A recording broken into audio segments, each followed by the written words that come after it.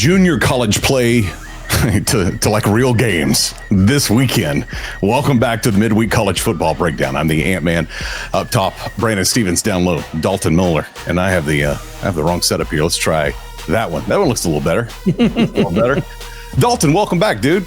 Yeah, it's good to be back. Hope you guys have been good. I know we've been talking, even though we haven't been on the pod, but hey, it's a great week when Oklahoma wins a football game. So we're all doing pretty good. Isn't that the truth? Yeah, any weekend that has a W in the column for Oklahoma is a good weekend. But even though the rest of was it the coach for Oregon? What's his name? Dan Lanning. Was Dan Lanning? Is it something about him not playing Chattanooga State or something like that? Yeah, taking shots. Yeah, taking shots. We were one of those teams that was not playing Chattanooga State. We called it here on the show Jabroni Junior College. So. We did call it Jabroni Junior College, but Same thing. Thank you for listening, Dan Lanning. Appreciate that. Let's go Oklahoma and our big game this past weekend against Mizzou, which I said it annoys me that Drinkowitz does the MIZ after every time they do a little interview with him, right? I said, watch this. This annoys the crap out of me. He's going to say MIZ. And as soon as I said it, the interview is finished. MIZ. Walks off. How you feeling about the OU MIZ game, Brandon? I mean, same old, I feel like. Our defense was ridiculous. I mean, Hardy came into the game with already 1,300 yards rushing. Our defense shut him down to 57 yards. Literally gave up 6 points. Could have given up more if they would have completed that pass to Coleman towards the end of the game. Could have made it a one-score game because that probably would have been a touchdown. We've got to find some kind of offensive identity. That's where I'm still struggling. And yeah. I think a lot of it falls on Ben Arbuckle, and a lot of it falls on just making boneheaded mistakes on the field. Yeah. I mean, there was one play in the third quarter. We got a 3rd and 2. And we should just be trying to run clock. Literally run clock. And 3rd and 2, we try to throw a 45-yard bomb down the left sideline. Granted, I think Satania could have caught it. It was right at the edge of his fingertips, touched both of his hands. I think he should have caught it. But why are you even taking that chance? If you watch that play back, Javonte Gibson in the slant right underneath where Satania took off, wide open. An easy 15-yard throw to it doesn't make any sense. And if that's the play call and the play call is we're taking a shot here, then I expect you to go for it on 4th down. Right? If that's what you're doing on a 3rd and 2, you're going to take a shot knowing that you're going for it on 4th down anyways, then I'm okay with that. Yeah. But to take a shot and then to turn around and punt, I was like, what are we doing? And we had somewhat been establishing a little bit of the run at that point. Mm-hmm. Getting a few yards. Mateer was I just don't understand the decision making and the play calling on offense at all. Like, we have no identity. Yeah. If you go ask, a random person that just doesn't dive into OU football like we do, what's OU's offensive identity? They're not going to have a clue. I think our offensive identity is confusion. Well, but it's exactly what you said, Unc, this weekend. What did you say about the reason Ben Arbuckle calls plays the way he does? Oh, I feel like he look good. I feel like he wants to make Mateer look good. Yeah. Instead of calling plays to win games and calling plays to extend drives. Seriously, he treats Mateer like he is a Baker Mayfield, Kyler Murray type guy. And that's not who John Mateer is right now. He makes plays like that every now and then, but he's a rhythm player. Mm-hmm. And if you don't establish a rhythm on the offense for John Mateer, he's not going to be able to make some of these throws that we're asking him to make. I mean, yeah, Satania's got to catch that, but if he puts he doesn't put any air hardly ever under his. No, that was a line drive.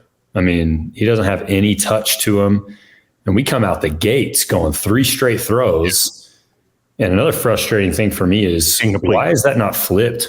Why is Javonte Gibson not going one-on-one deep, and Satania's on the – I know Satania's fast, but Satania's fast like his 75-yard touchdown. Right. 10-yard route over the middle and then just beats everybody to the end zone. Yeah. We're throwing these deep balls to Burks and Satania, and it's like, that's fine every now and then, but if you're going one-on-one, Gibson's like 6'6". Yeah. Yeah. Throw it up to him. And we saw it on his touchdown catch. I mean, he was like a step behind the defender, but John's like, oh, I can throw this up to him easily. And he throws the ball to a spot in the end zone, easy touchdown pass and catch. Mm-hmm. Nobody even close because he's just bigger and better than those defensive backs, and we're not using him like that. It is very frustrating right now on offense. I mean, I hate to say this, but you can't go far in the playoffs if you don't have an offense. Well, yeah, I know defense wins championships. I know defense wins championships, right? But you have zero offensive identity. You can't go anywhere in the playoffs. Yeah.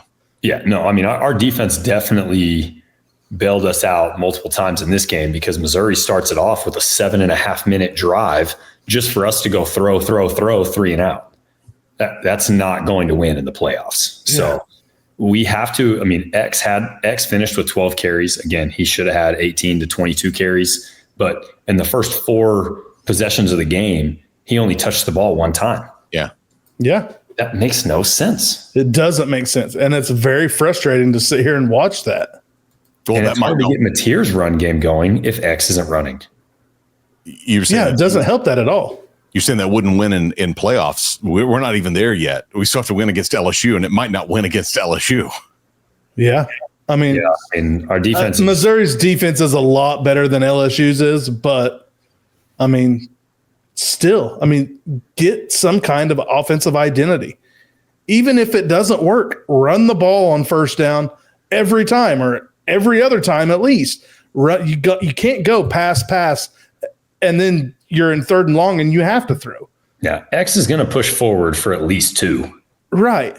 Right. If you throw it on first, run it on second. Unless you're just in a rhythm and moving down the field and you're seeing things.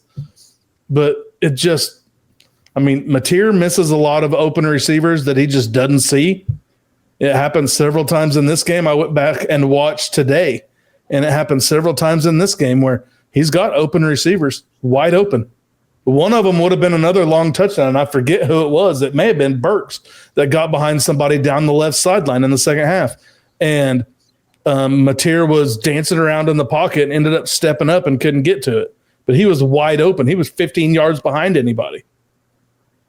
And there's just multiple times where John Mateer, and you hear him talk about it in post game and in his interviews after practice and his availability and stuff. He's like, I got to get my eyes right. My eyes just haven't been right. Well, get them right. Go get LASIK or something. Yeah. Maybe that's what he's looking for is a little LASIK, NIL.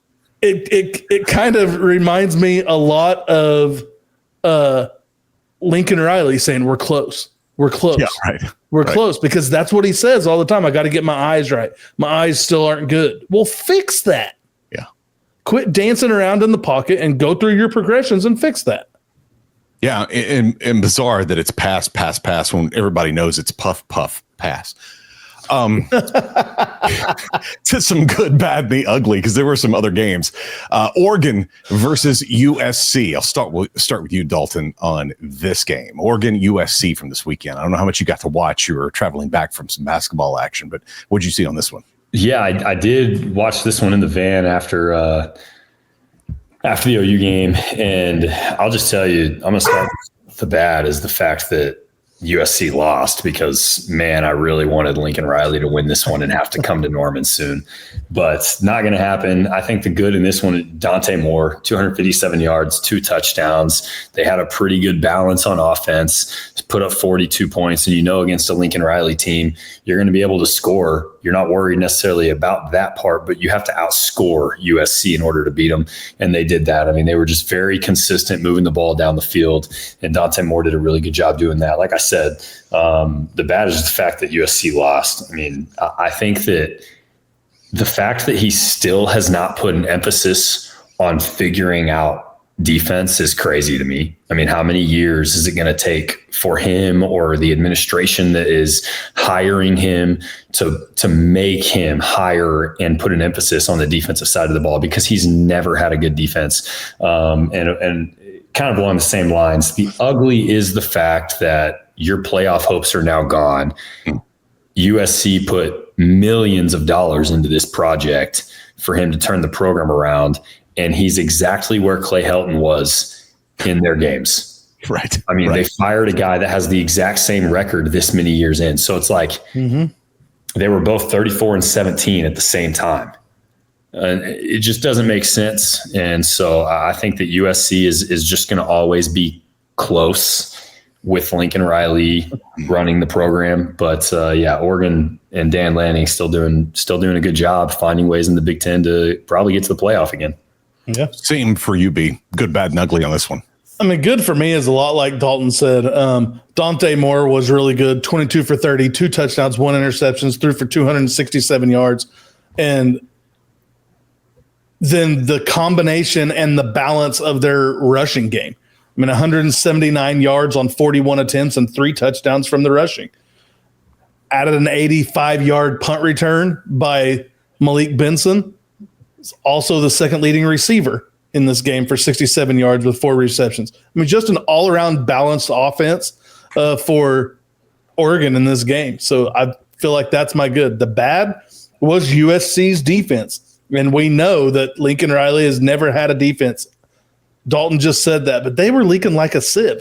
They gave up 436 yards and 5 touchdowns to Lincoln Riley's defense.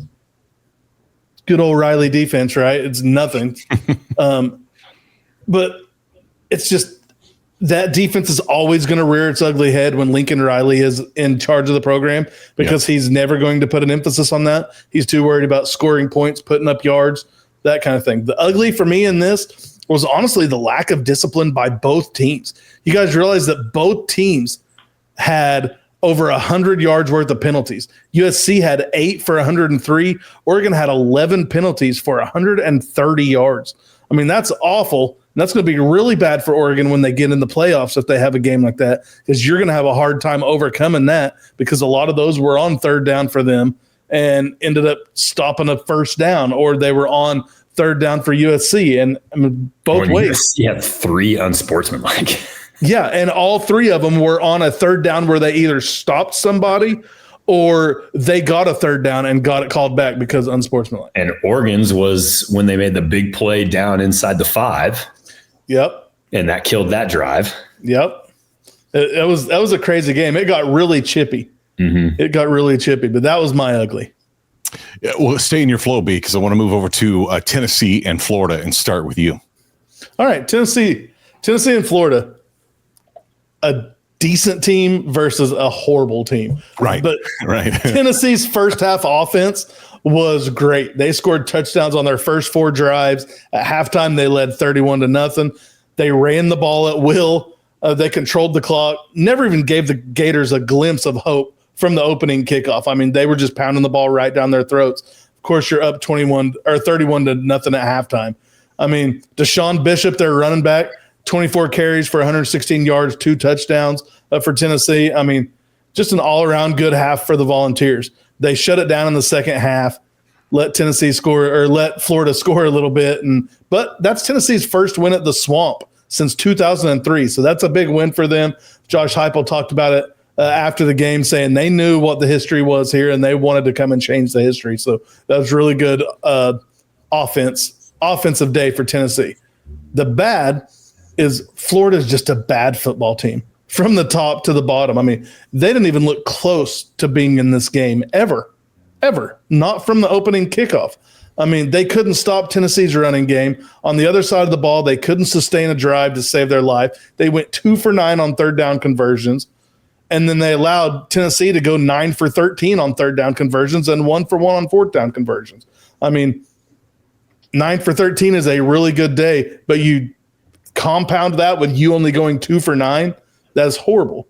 And then the ugly in me for this one is for Florida, this game just might be the culmination and peak of showing that they have a real structural problem, I feel like, in their program. recruiting, development, coaching. They all need a long-awaited overhaul. And they're going to get a coaching overhaul because they fired Billy Napier. That's right. But it's yet to be seen who they're going to hire and if they'll reap the benefits anytime soon from that coaching change. I mean, I know there's a lot of rumors going around right now about Lane Kiffin, and we'll see what happens. But, I mean, even if he goes in there, they're going to have to rebuild that whole program from the executive side of it all the way down to the water boy. I mean, you got to rebuild everything. And Bobby Boucher says it's possible, but it's going to take a while. Nice reference. I like that. Vols and Gators for you, Dalton. Yeah, mine are very similar. The thing is we know Florida is a really bad team. And like he said, that entire program needs redone from top to bottom. It wasn't just one person's fault at that point. The good in this game is, of course, the first half for Tennessee. You did a great job building a 31-0 lead at a place you hadn't won since 2003. The bad for me, how do you not score in the second half after going up 31-0? That would have drove me nuts as a fan. Like, stay on the pedal. Don't let up. You were dominating Florida, and then in the second half, you should have won that game 62-0. There's no way you should have gotten 31-0 and then just laid off the gas. But yeah, the ugly is the same as on. Cause like this program is just in a really bad spot right now. And if you don't get Lane Kiffin, who the heck do you get? Cause it's been a rough year with so many coaches getting fired. And, the hottest one on the market took the Virginia Tech job. Like, what now? Who do you get to come in and make Florida football good again? It's going to be interesting to see what dominoes fall after everybody finds out where Lane Kiffin's going, because a lot of dominoes are going to fall after that, and it's going to be really interesting to keep an eye out for that. Yep. Dalton, staying with you, but moving over to Texas and Arkansas. Man, Arch Manning is the good. Once again, 389 yards, career high, 4 passing touchdowns, also rushing touchdown. Plus he caught a TD on a trick play. Like, the dude is on fire right now, and he looks completely different from what we saw in the beginning of the season. He gets the good. The bad, though, again, we've talked about this in previous podcasts. Texas run game. They rushed 28 times and only accounted for 97 yards. It's 3.5 yards per carry. They've got to find a run game. I mean, the fact that their offense is moving the ball and Arch is throwing this well is great, but you get against a really physical team who can have some safeties and some cornerbacks stick with some guys and put some pressure on Arch Manning, the type of pressure that he hasn't seen the past few weeks. If you're not playing complimentary football, it's going to be really, really tough. And I think that's going to be the difference in their game moving forward with Texas A&M. A&M is going to get to Arch. They're going to put pressure on him. So if they don't find a way to play complimentary football, it could be a little bit tougher. And then the ugly, the first half run defense was not good. They gave up nearly double-digit yards per carry. And that's just a big red flag for Texas's run defense. I think that the run game both ways. I mean, Unc said it before, the team that runs the ball best is going to win the game because they're the best in the trenches and they can figure some things out. And if you're running the ball, you can throw it. And they figured it out in the second half, which was great. But Texas still has some weaknesses. They still have some vulnerabilities in their run game on the offensive side and their run defense. It's a weakness right now. And that could be really ugly for them as they move forward and play Texas A&M this week. Yeah, same game for you, Brandon.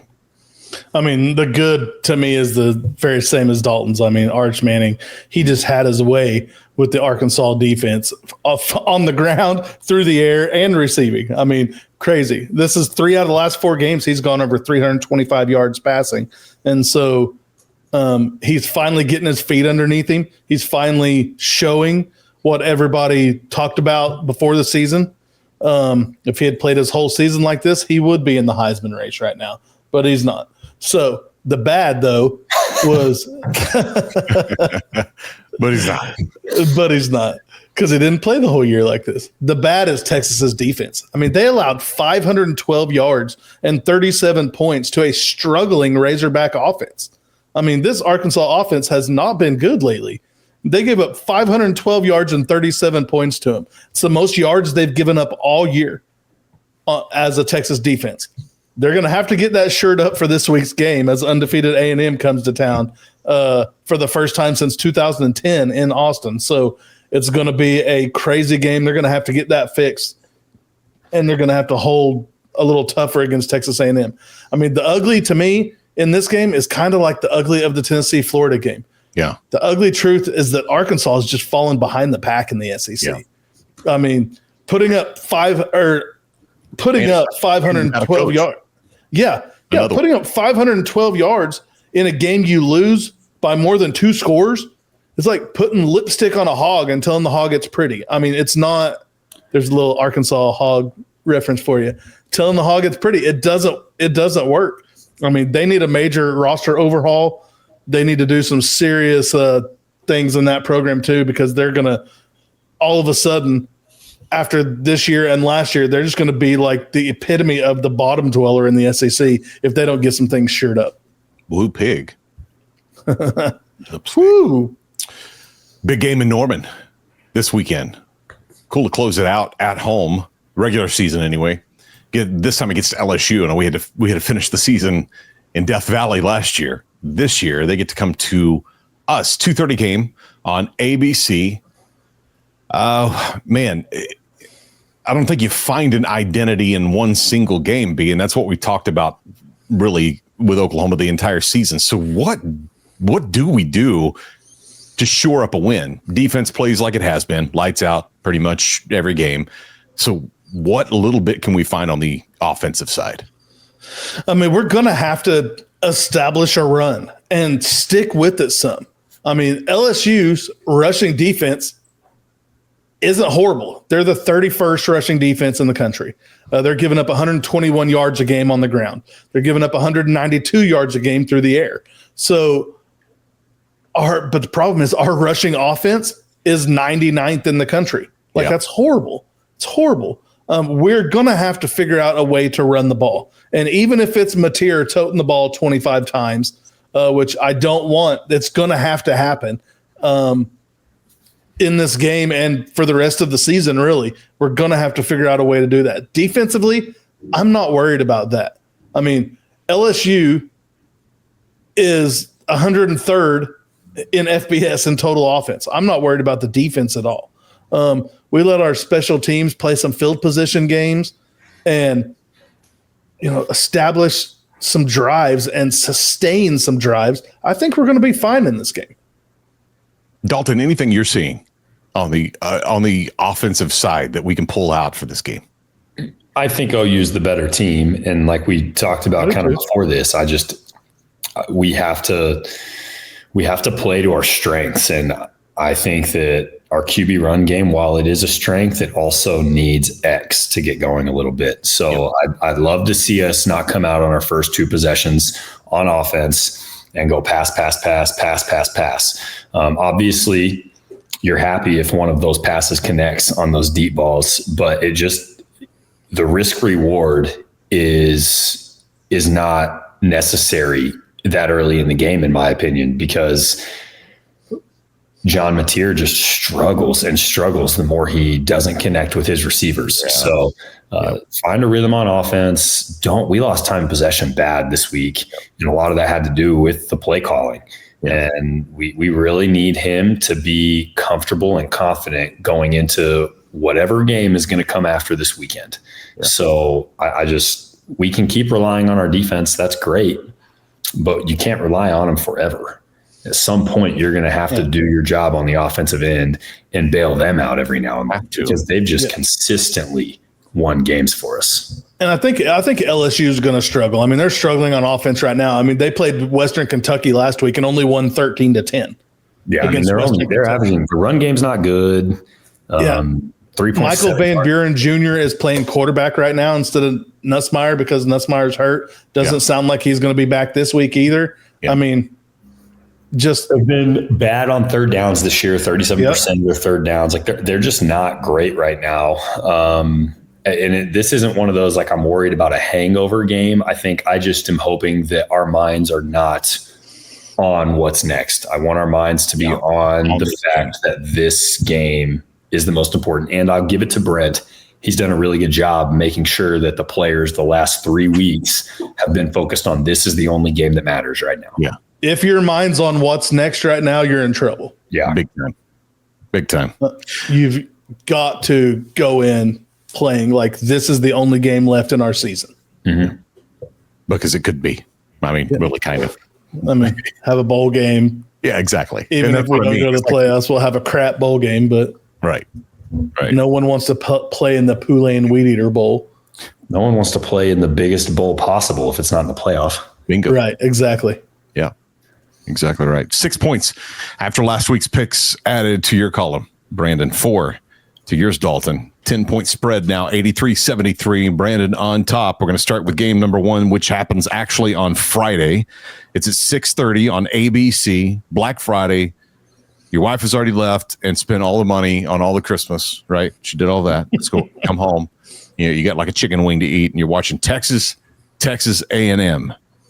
Dalton, I'm going to start with you. Who are you picking in this game? I can't pick against Texas A&M yet. I've said that before. They keep winning, so I can't pick against them. But I'm a little bit nervous about the pick. I'll say that. How about you, Brandon? I'm the same. I don't think Texas's defense is playing like they were early in the season. They're not a top 3 defense right now. And I think A&M is going to put pressure on Arch and not let him step back there. Hey, you got to pick. I have to pick it. I can't say you got to pick. I have to pick A&M in this until they get beat. Yep. I know Georgia Tech lost last week, but if they had not, this would have been 2 10-1 teams playing on what day is this? That's on Friday as well. It's on Friday too, yeah. Georgia Tech, 2:30 on ABC, the one right before A&M and Texas. Brandon, start with you on this game. Who you got in this? I'm going to go with Georgia. I think Georgia Tech showed their butt last week in their loss. I mean, they looked horrible at home. They tried to come back in the second half, but it was way too little too late. And Georgia is, I feel like, playing really good ball right now. They're quietly 10-1. I mean, nobody is really talking a lot about them, but they're just quietly figuring out how to win games, even close games. Give me Georgia. You know what's funny is I interrupt right here in the middle of this pick here, but I was talking to somebody this weekend, and I was saying, you know what is funny is that I don't believe I've seen one, and correct me if I'm wrong, but one primetime game with either Georgia or Ohio State. Well, because Ohio State plays on Fox. That's why. So because all the Big Ten games are on the Fox thing, but they probably have. The Big Ten, the Fox signed the deal. They also have CBS and NBC now, so they've been getting the primetime game on NBC or CBS. But Ohio State's not had a worthy primetime game. Yeah, I don't feel like it either. Well, and Georgia's only had one, and it was Ole Miss. Texas was not. That was an afternoon game because they weren't. I mean, was Georgia Alabama not primetime? It might have been. I think it was 11, wasn't it? Was it? Maybe. Maybe. I mean, to me, that would be the only other one that was big. I know Tennessee wasn't a night game for Georgia. Yeah. Dalton, we were right in the middle of the pick. It's your turn for you for Georgia and Georgia Tech. Yeah, I got Georgia, but man, it would be really funny if Georgia Tech won. Okay, next game. Staying with you, Dalton. Arizona versus Arizona State. These guys play on Friday, 8:00. Speaking of Fox, they play over on Fox at 8:00. Works well for the West Coast. I'm going to go with Arizona. Okay. Won 4 straight. They're playing good football right now. I mean, Arizona State's the same record, even though they're in the rankings. That doesn't really mean anything to me that they got into the AP poll. So I'm going to go with Arizona to win this rivalry. I think so, too, because Arizona is favored on the road at Arizona State. I think Arizona wins this one as well. That's some good action on Friday. Those 3 games on Friday. That's good. That's good stuff. Saturday, we move over to, of course, the big rivalry where where game day will be in Ann Arbor, I believe, right? Michigan versus Ohio State versus Michigan. That's 11:00 on Fox. Brandon, starting with you. I mean, I'm not picking against Ohio State until they lose. I mean, national champs. I mean, they're still the national champs to me until they lose. But don't get confused about Michigan not being very good. I don't think either one of these teams have played a whole lot of good teams. Right. Then Michigan's 2 losses are by far against the best teams they played, and that was us and USC. Yep. So don't get it twisted. Michigan has a chance in this game, and it wouldn't surprise me at all if they jumped up and knocked off number 1, but I'm taking Ohio State. Dalton. It's been 2,185 days since Ohio State beat Michigan. I think that streak is finally going to break. Give me Ohio State. Okay. Cool, you look that up. Texas Tech plays at 11 o'clock on ESPN against West Virginia. Dalton, staying with you to start this one. Who you got? Texas Tech. West Virginia is a terrible football team. Yeah. Charles Barkley showed up. Thank you, Dalton. Texas Tech as well for me, too. Next is, hit the wrong button. We've got Oregon playing Washington at 2:30 on CBS. Brandon. Man, this is a tricky game to me too. I think I'm going to take Oregon, but this is another one of those where don't be surprised if Washington sneaks up and makes this a close game late into the game. Oregon's offense just seems to be clicking right now. Dante Moore is a stud. So give me Oregon. Dalton. If Washington wouldn't have lost to Wisconsin, I might have considered it, but I think Oregon wins this one and walks into the playoff. Okay. Mm-hmm. One last one. It happens at 2:30. It happens at the Palace on the Prairie. Is Oklahoma and LSU. Dalton, who are you taking? Oklahoma by 50. I'm right. By 50. All right. B. 50 Oklahoma. With an offense that can't score. Got it. Oklahoma by 52. Okay.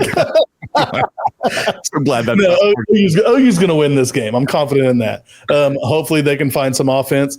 And, I mean, honestly, our defense could score 52. They're that good. Okay, there you go. Touche. Didn't think about that. That would be crazy. That would be nuts. Offense still can't find a rhythm, but our defense scored 50 on LSU. Outscored our whole offensive production for the last 6 weeks. Yeah, no kidding. All right, time for locks. Brandon, yours first. I'm going to Neyland Stadium. Got Vanderbilt at Tennessee. Vanderbilt's a 2.5 point dog in this game. Wow. And I'm not real sure why. Maybe it's just because it's at Tennessee. I mean, Diego Pavia has been balling out. Joey Aguilar shows his moments, but can't seem to not turn the ball over. Give me Vanderbilt. And I think they're going to pull the upset. I think I'm getting double points this week with that game because Vanderbilt's going to pull the upset and beat Tennessee at Neyland Stadium. You can find Theo Vaughn and give him a chest bump if you win this one too, just like Diego. Right. Dalton, what's your lock? Yeah, I'm going to go with the Iron Bowl. I know that it's a rivalry, but I mean, I think that Alabama goes on the road and covers the 6.5 points over Auburn. I just think that they're a way better football team. And this is not the year that I think the rivalry has as much weight just because of everything that's happened with the program. Who's their quarterback? Nobody even knows. Give me Alabama minus 6.5 over Auburn. Okay. There you go. Man, it's going to be fun this weekend. I know obviously have Thanksgiving, some smoked turkey here at this house. In fact, I found a video of somebody that did this. I think I may try it on it. And that is the bacon weave on top of the turkey breast, smoked like that. Oh yeah. Yeah. That'll be good. I'm smoking my very first turkey. Are you? We know I've smoked other things, but Kelly was like, what do you think about smoking a turkey? So we got a freaking 16-pound turkey. So spatchcock it. Okay. Going to take about 8 hours to smoke. Yeah. Cut that backbone out and fly it out of the coop much better. Yeah. Right. No kidding. That's good. Hey, I looked up a fact for you, by the way. You said Oklahoma's defense is going to score 52. Okay. The most points scored by a defense in a college football game happened in 1916. Georgia Tech's defense scored 36 points against Cumberland, and they won the game 222-0. We're going to set records this weekend, baby. Is that what it's going to be? The Oklahoma game was LSU 222-0. Holy Moses. That is crazy. They play their moms. They must have played the players' moms. I don't even know who Cumberland is. I don't either. I know what a cummerbund is. That's who they played. The Cumberbuns. Yeah, I know what a cummerbund is. I don't know who Cumberland University is, but that's funny. Guys, I'm excited about this weekend. One more win. We need one more win. Uno. One more win, and we're in the playoffs. You know what they say, though, right? The weekend is good, but the midweek is always better. And boom goes the dynamite.